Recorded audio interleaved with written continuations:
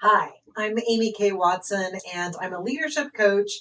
And because I am a coach, I'm always thinking about how can we approach our challenges and our goals in ways that helps us to come to resolution and achieve what we want to achieve. So I'm inviting you into my home today to follow along as I reorganize this closet. My goal at the end is to be able to see the ends of the closet and for anything that is stored to be neatly organized and for it to be very clear what's in there and where things go. I have a sense for what the approach is probably going to be based on what I've learned about organizing before this, but I wanted to tell you that the very first thing that I did was I decided when this was going to happen. And I've actually been planning this for a year. I decided a year ago that I was going to tackle one closet every year. Got 7 closets in the house. So that means once every 7 years, the closet gets completely cleaned out and reorganized. So this will actually be the first time for this closet, though, and we've been here for 15 years. So it'll be a big job. So planning far in advance. The second thing that I did today was I decided to start the project a little bit early. I had it scheduled for Saturday morning. This is Friday afternoon, sorry. And I wanted to start it a little bit early because I don't know how long it's going to take. So I have from 3:30 until like 5:45 this afternoon to work on it. And then I can have as a backup tomorrow morning when I was originally planning to do it. So gave myself a nice big chunk of time, recognizing that I don't know how long it's going to take and I have a backup chunk of time. And the truth is, even if I didn't get it done tomorrow, I've got some backup time after that I could work on it Sunday or even through the week.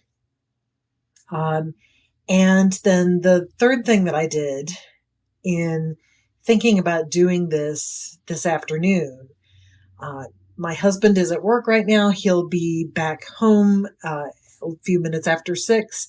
So I wanted to think about what's my strategy for being part of the way through this when I have to stop everything and he comes home and we have dinner and all of that. So I'm already taking important steps in the planning that is taking into consideration other factors. Some things that I can control, other things that I can't control. I'm making sure that my decisions are taking reality into account. Now, just start taking everything out of the closet, and I'm going to sort everything into 3 piles in my living room. One pile for things I want to keep, one pile for things I want to discard, and one pile for things I want to donate. Truly controversial decision. Old magazines. At first, I was sorting them into the donate pile. And after I took several loads out and put into the donate pile, I finally decided, let's face it, nobody is going to want these old magazines. They're going to be recycled. Whew, what do you think? Okay. Whew. So it took me about 45 minutes to just take everything out. I have not yet cleaned, and of course, nothing is organized, but I have sorted everything into 3 rough piles. But I did find that one of the things that took me a lot longer than I expected is finding things in this closet that really belong in other rooms. So I'm going to keep it, but I didn't want to put it in the pile of things that are going back in the closet. So I took the extra time to run some stuff down into the basement and some over to the office or some over to the bedroom. I'm going to take a break now. I mentioned earlier that I had to have a strategy for the fact that I've got a limited amount of time to have things just laying around in the living room. Now that I've got everything out and it's sorted into those piles of keep, donate, and discard, I'm going to box up the donate and recycle and trash everything that's in the discard pile.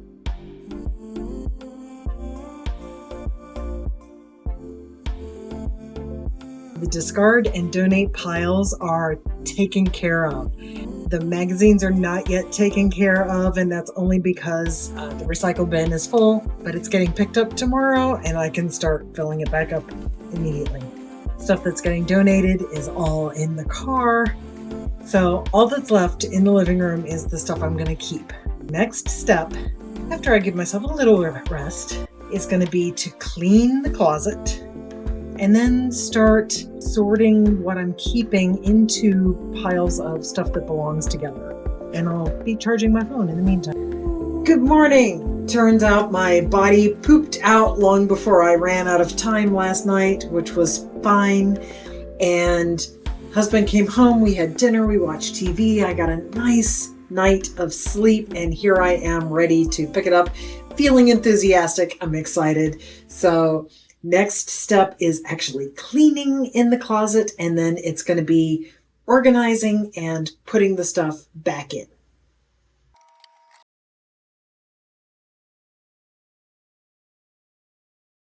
So I've been really focused on the approach to organizing the closet, and I also wanted to make sure that we take away some lessons that we can apply to project management. If you tend to feel daunted by the prospect of big projects, we can simplify it by drawing parallels with organizing a closet. These practical steps will help you to approach any project, big or small, without feeling overwhelmed. So, first off, set aside time for planning. You need to start by deciding well in advance when you're going to organize your closet. I mentioned this earlier. Uh, you can apply this to your other projects. So, for instance, if you're launching a new marketing campaign, you need to block out specific timeframes in your work calendar exclusively for this project. To the extent you can, then avoid scheduling unrelated meetings during these times to maintain focus. While you're organizing your closet, you might get interrupted. And I mentioned this before. Uh, Maybe you get a phone call, or a kid is going to arrive home from school, or your body just needs to rest, just as mine did. Similarly, with projects, you should expect and plan for interruptions, whether or not they can be predicted. So I've just done an assessment, and I have 3 long shelves and 5 short shelves, not counting the floor.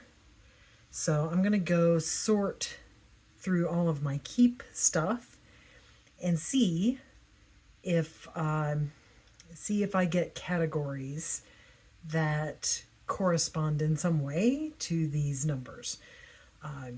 Larger quantities, hopefully no more than 3 categories. Smaller quantities, hopefully no more than 5 categories. I think it'll work out. I don't have that much stuff left. Any project needs to be approached mindfully.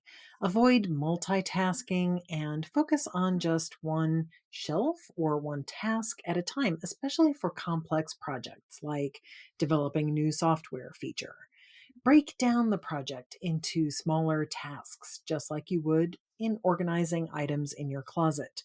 This approach helps you to avoid feeling overwhelmed and ensures a steady progression. And it really conserves energy. We all need that. If you're not sure how best to organize your closet, you can look up tips or ask someone who's good at it. Similarly, for your projects, your other projects, don't hesitate to seek advice.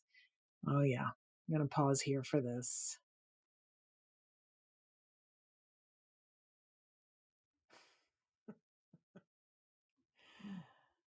Uh, anyway, Don't hesitate to seek advice from experienced colleagues, researching best practices, attending workshops, or learning industry standards. All of this is worthwhile. Getting certification in project management may not be as important as just keeping your mind open to learn new skills. This kind of guidance can really provide you with shortcuts and prevent common pitfalls. Pitfalls.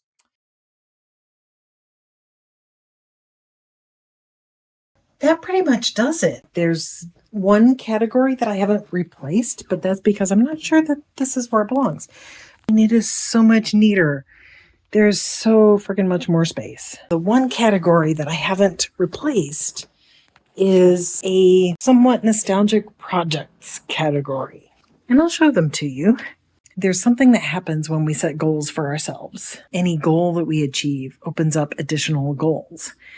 And so it's important to identify that that's what they are and then realize you have a decision to make. Is it a project you want to complete? How important is it? Here are the projects that I have. One is this painting. That's a house that I lived in once upon a time. A friend of the family painted this based on a photograph. He made the frame has been falling apart over the years. So I believe I have now matured and gained enough skills that I could probably fix this frame. Is that something I want to do? If I did it, then I would be able to hang the painting somewhere. And it has a lot of sentimental value. So I may actually want to do this. The other project that has some nostalgia to it, or it's a memorabilia kind of project, is this. That is a scarf I started crocheting many years ago. Why did I start crocheting a scarf? I did it because a friend who is the pastor of a church in Greensboro, North Carolina, was telling me about how the women in his church crochet scarves or knit scarves, which they then give to unhoused people, especially in winter. And I thought, that's a lovely idea. I can crochet. I would like to participate. And so I started this. I did not get very far. I found that the more I added, it became less likely that I was going to actually create a scarf. Reluctant to undo it. I did a lot of work on it, but before I cleaned out that closet, I didn't remember it. Now that I see it, I sure as hell don't want to finish it. So I think it just earned itself a place in the donate pile, which is now in my car. So I think I'm going to take it out there. Okay. Well, I am really impressed that you have stayed with the video this long. I just wanted to share a few closing thoughts. The last few things that I was mentioning is about those kinds of side projects that come up as you are going along in your project. It's sometimes referred to as scope creep. You have to be careful about tracking them. Don't just add them in without being aware of the fact that it's an addition, and maybe even discuss them with other people so that you're being mindful about the decision about whether to incorporate it in the current project or make it a new project, something that you're going to do later. So this will help you to maintain your focus on the main project and actually get it done.